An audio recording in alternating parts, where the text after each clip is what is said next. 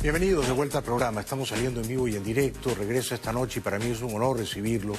El embajador Otto Reich. Otto ha sido subsecretario de Estado para el hemisferio occidental, ha sido embajador en Caracas, ha sido enviado especial de Reagan y de Bush para distintos conflictos diplomáticos tremendos. Un aplauso para Otto Reich, por favor.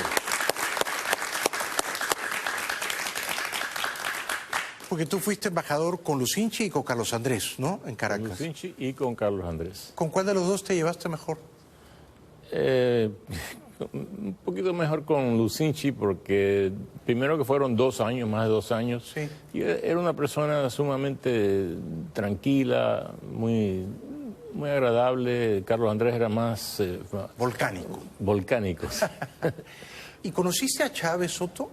Lo conocí, pero no en Venezuela, interesantemente. Lo conocí en Nueva York, en una conferencia, ya después que era presidente. ¿Cuál fue tu impresión? ¿Hablaron? Sí, hablamos brevemente y era el Chávez simpático. Había un Chávez simpático, sí, ¿no? Carismático, y me agarró y me dio un abrazo. Y era el comienzo de su periodo presidencial y esa noche iba a un juego de béisbol de los Yankees en Nueva York. ¿No te invitó? ¿Perdón? ¿No te invitó? No me invitó, pero era el momento cuando él todavía estaba tratando de hacerse como amigo de los americanos, creer como amigo de los americanos, pero sí, ya estaba estableciendo las bases de lo que vemos ahora es sí. El desastre que ha ocurrido en Venezuela. No se puede creer que hayan pasado 20 años desde entonces, ¿no? ¿Y a 20 Maduro años. Lo conociste, no creo? A Maduro no lo has conocido. A Maduro no.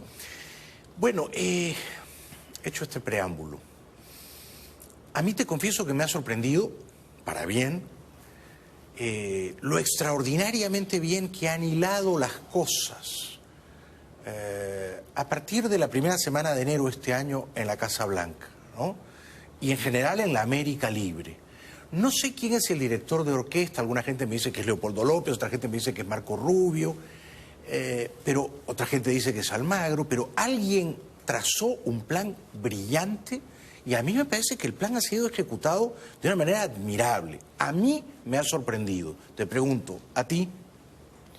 A mí no me ha sorprendido porque esto viene en camino desde que Trump cambió todo el equipo o el equipo principal de política exterior. Ajá. Hay que recordar que el primer año y cuarto de la administración había desorganización en el Departamento de Estado. El señor Tillerson, muy buena persona, quizás muy buen administrador de una empresa muy grande, la empresa más rentable que ha tenido los Estados Unidos y por lo tanto el mundo, Tillerson, pero como secretario de Estado el pobre estaba fuera, un pez fuera del agua. Un pez fuera del agua, no dio la talla y no le preocupaba a Venezuela tampoco, ¿no? No, él lo que quería hacer era reorganizar el Departamento de Estado, no nombró a personal importante. Cuando llega John Bolton a la Casa Blanca como asesor del presidente para asuntos de seguridad nacional, y Mike Pompeo al Departamento de Estado, cambia todo, pero casi de la noche a la mañana. Y entra personal experimentado, mucha gente que había trabajado, por ejemplo, con Reagan, con el presidente Reagan, y que conocía qué es lo que había que hacer con sátrapas como los maduros. Uno de ellos es Elliot Abrams, que ha sido nombrado enviado especial para Venezuela. ¿Es una buena decisión? Tú lo conoces, por supuesto. Lo conozco muy bien. Y él trabajó con Reagan. Trabajó con Reagan, entramos juntos. John Bolton, Elliot Abrams y yo entramos al mismo tiempo en la administración Reagan. Que era el año 81, ¿verdad? 81, hemos sido amigos desde entonces.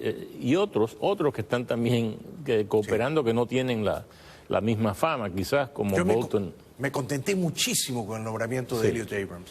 Elliot Abrams es una persona muy inteligente, muy mesurado. Él no levanta la voz, pero conoce muy bien la psicología de las dictaduras. Por lo tanto, tú atribuyes a esos tres grandes personajes, Pompeo, Bolton, y bueno, luego ha llegado más tarde Elliot Abrams, el cambio de la política exterior con respecto a Venezuela. Pompeo, Bolton, Mauricio Claver Carone, que fue el que Bolton trae en septiembre para que dirija el hemisferio occidental. Lo recuerdo. Sí, y Rubio también, ¿no? Rubio desde afuera. Desde afuera. Por supuesto. Rubio tiene mucha influencia sobre el presidente, sí, pero en términos de trazar las políticas de adentro, sí, de la estrategia, tiene que estar... Esas personas están trabajando literalmente 14 horas al día o más en ciertos casos, dentro de la Casa Blanca, el Consejo de Seguridad, Departamento de Estado, Departamento de Defensa, las agencias de inteligencia, etcétera. Bueno, ¿qué te sorprendió más? ¿Que Estados Unidos reconociera a Guaidó inmediatamente después de su juramentación? E insisto, no es autoproclamación. Maduro dice que Guaidó se ha autoproclamado y por lo tanto es triste que CNN repita lo que dice Maduro. CNN no debería ser un eco, una caja de resonancia del dictador venezolano. No se ha autoproclamado, se ha juramentado con arreglo a la Constitución. Que Trump reconociera a Guaidó como presidente, o sea, que Estados Unidos reconociera a Guaidó como presidente, o el embargo petrolero de facto que ha sido decretado ayer, que es una maravilla, ¿no? Eso es una maravilla, me parece a mí, Otto. No me sorprende porque es algo, por ejemplo, la sanción a PDVSA es algo que se ha discutido largamente, sí, por mucho tiempo. Sí. Que diferentes administraciones no han querido hacer por varias razones. Una es porque algún personal del gobierno dice, no, si hacemos eso vamos a causar más problemas humanitarios todavía. Sí. El argumento que ganó fue el que la política más humanitaria por parte de Estados Unidos es de terminar lo más rápidamente posible y pacíficamente posible con la causa de la crisis humanitaria en Venezuela, que es el gobierno de Maduro y todos sus secuaces. Es el argumento correcto el que prevaleció. Efectivamente. Por supuesto. Porque el 80% más o menos del efectivo del que disponía Maduro provenía de las refinerías de este país. Sí. Había que cortar ese suministro de dólares en efectivo. Los chinos no le dan dólares en efectivo, los rusos tampoco le dan dólares en efectivo. Maduro les debe un montón de plata, miles de millones de dólares, les pagan petróleo. Ahora, después dicen Maduro, esos 500.000 barriles diarios que le vendía a Estados Unidos, ¿los va a vender a otro lado? No va a ser tan fácil.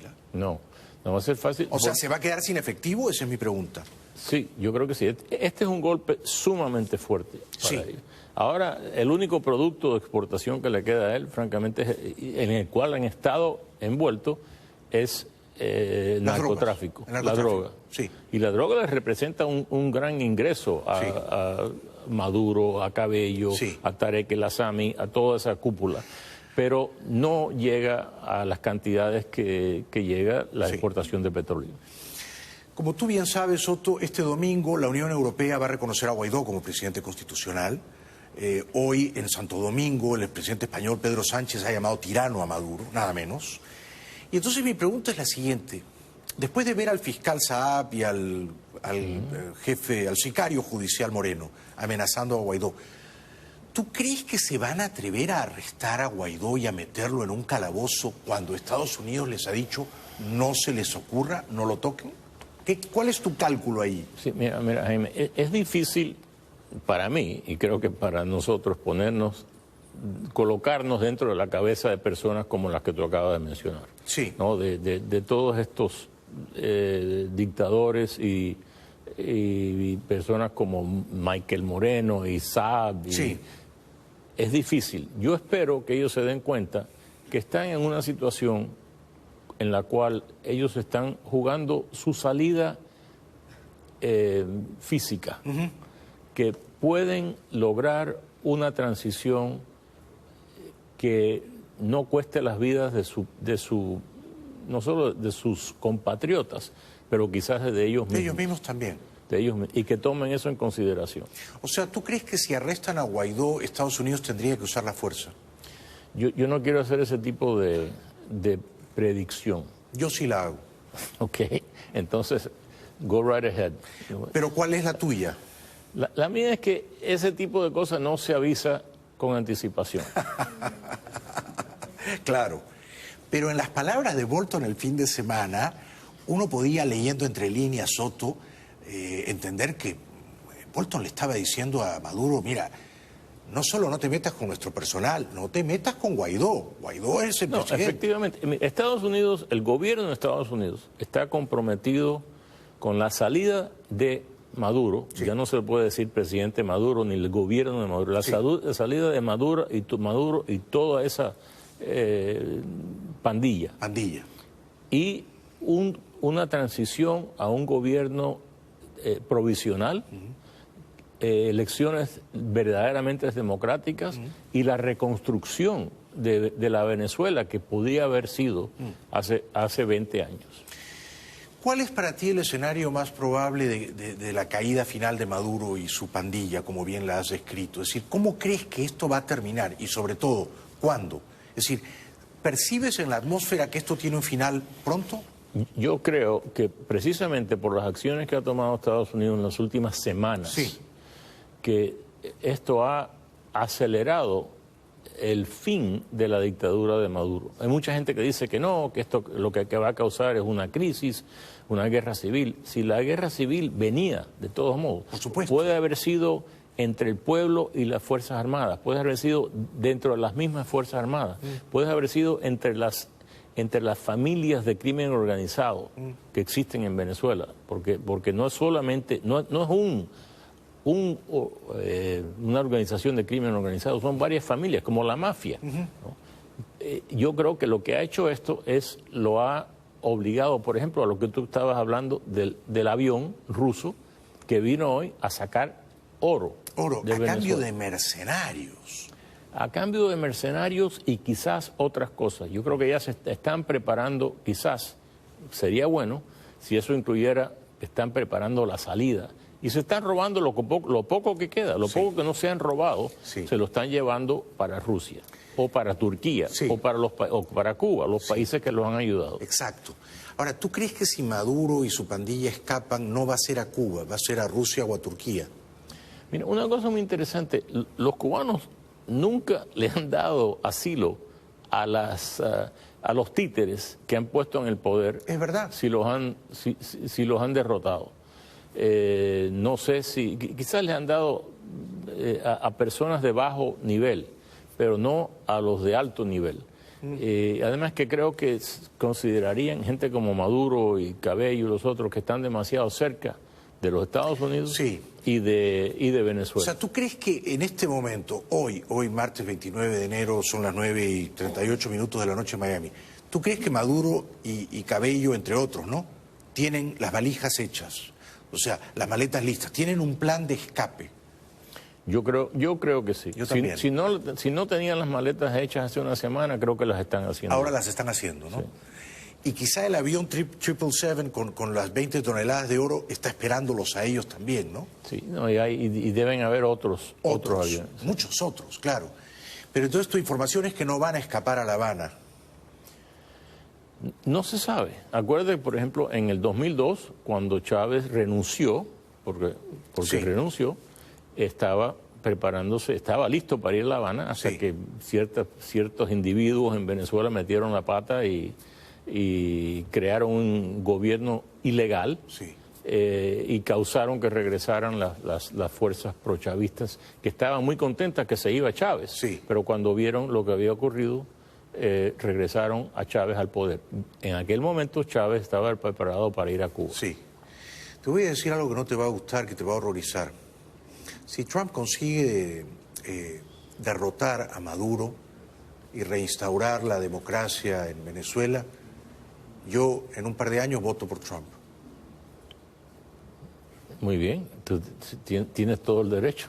Pero te he decepcionado. ¿Te has decepcionado? No, te pregunto a ti, ¿te he decepcionado? No, a mí no, sí. Hay muchas cosas que no me gustan de Trump, pero si Trump trae la libertad a Venezuela sería formidable, Otto, ¿no? Pero una cosa que es interesante de lo que está pasando, y regresando a algo que tomó lugar aquí mismo en Miami el 1 de noviembre, que fue el discurso de John Bolton sobre la troika de la tiranía. Sí. Él no solo habló de Venezuela, él habló de Cuba y Nicaragua. Sí.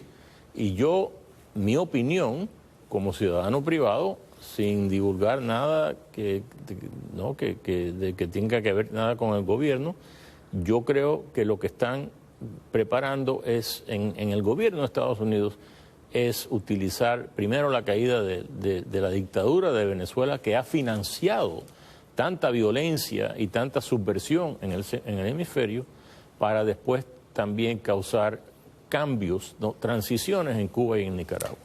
Cambio de régimen. Primero en Caracas, luego en La Habana y en Managua. Sí. Dos regímenes que han sido parasitarios de Caracas, ¿no? El de Cuba y el de Nicaragua. Sí. Pero eso sería hacer historia. Eso sería grandioso, Otto. Tú lo dices así tranquilamente, como si estuvieras leyendo un memorándum diplomático, pero eso sería hacer historia.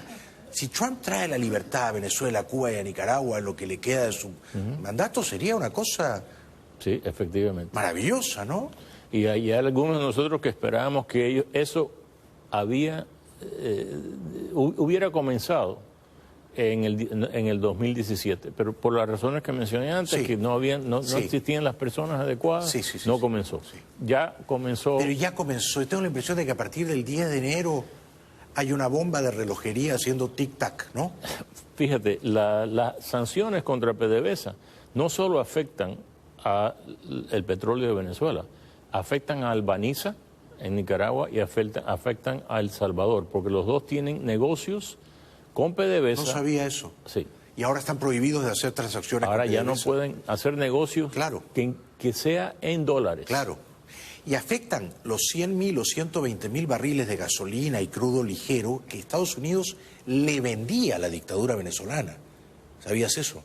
Sí, efectivamente. Estados Unidos compra petróleo y vende gasolina. Vende productos refinados, efectivamente, incluyendo la gasolina. Con lo cual, muchos de los chavistas motorizados que van disparando a los muchachos de noche, sí, usan gasolina que proviene de aquí. Se van a quedar esas motos sin gasolina. No. Será bueno, ¿no? Y hay otra cosa, que hay un producto, son diluyentes, que es un producto que viene de Estados Unidos, sí, a Venezuela, sí, para diluir el petróleo pesado, sí, para ayudar a Venezuela, a PDVSA, a producir ese petróleo, a sacarlo eso se termina también. Eso se termina también. Y era ahora. Hoy en el New York Times, que no es un diario precisamente a favor del gobierno de Trump, decían, pero ¿por qué ¿por qué se demoraron tanto en hacer esto? Yo venía reclamándolo aquí hace 2 años. Pero ya está hecho, ¿no es cierto? Hay un presidente constitucional, hay un embargo petrolero de facto, y el mundo espera simplemente a que los militares venezolanos muevan ficha. Eso va a ocurrir tarde o temprano. ¿No crees, Otto? Yo creo que sí. Yo creo que lo hemos visto en muchos otros lugares, en todo lo que era el bloque soviético, que llegó un momento en que los militares que habían servido a todas esas dictaduras pararon de servirlas, claro, en enormes cantidades. Claro. Es más, tú me preguntabas que cómo va a ocurrir ese cambio en Venezuela. En realidad nadie puede contestar esa pregunta. No. Y tú puedes ver lo que ocurrió en el bloque soviético, cuando cayeron todas esas dictaduras de, sí, Polonia a Bulgaria, a Rumanía, cayeron en diferentes maneras, casi todas al mismo tiempo, pero algunas muy pacíficamente. En Checoslovaquia murieron 3 personas, en Rumanía hubo una guerra corta, bueno, pero una guerra muy fuerte, claro, entre el ejército, al palacio de Ceausescu, sí, Ceausescu, entre el ejército y la policía secreta, sí, o sea, lo que sería el Ministerio del Interior. Con lo cual hacer una predicción de exactamente cómo va a caer es imprudente. Es difícil, sí. Es imprudente. Pero yo creo que cuando los generalotes y los coroneles y en general la tropa, la soldadesca tienen hambre, entonces la lealtad, cuando un general tiene hambre y no le pagan, Maduro no va a tener plata para pagarles. No, efectivamente, y tuviste a Maduro anunciando que va a crear este ejército de milicianos de 2 millones de personas. ¿Y qué van a comer? Exacto. Pues, exacto. Y los soldados, las familias de los soldados no están comiendo, no tienen medicina, no tienen electricidad, les falta el agua. Sí. El país está destrozado. Hace 20 años producían 3,5 millones de barriles al día. Sí. Hoy producen un poquito más de 1 millón. Sí, y me dicen expertos petroleros venezolanos que si siguen así, para fines de este año van a estar produciendo 500,000 barriles. Imagínate, ¿qué es lo que le vendían diariamente a Estados Unidos y ahora se terminó? O sea, que no tienen para consumo y a interno. los chinos le venden 330, 340,000 barriles diarios, pero no reciben nada. Porque a los chinos les deben 20 millones de dólares. Le deben a los chinos 60,000 millones de dólares que los chinos le dieron ya hace muchos años, pero que ahora le están pagando en petróleo. Yo seguiría contigo, Otto, pero para terminar, porque yo quiero que tú lleves una voz de optimismo, ¿no? Claro, tú eres un diplomático, tú eres un señor moderado, juicioso, lúcido, ¿no? Yo no te voy a pedir que hagas grandes predicciones, pero apocalípticas. Pero la última vez que conversamos tú y yo aquí, no estabas tan optimista. Es decir, me decías, mira, me tratabas como el profesor sabio al discípulo acalorado, díscolo. Me decías, Venezuela no está entre las prioridades, ¿no? No está entre las... Así que no te hagas ilusiones, nene. Resulta que eso cambió, ¿no? Cambió, efectivamente. O sea, hay que reconocer que ahora sí está entre las prioridades. Cambió por, no sé si mencioné un dicho en inglés, personnel is policy. O sea, el personal es la política. En este dicho, caso... no lo conocía. Sí, es lo que nosotros decimos.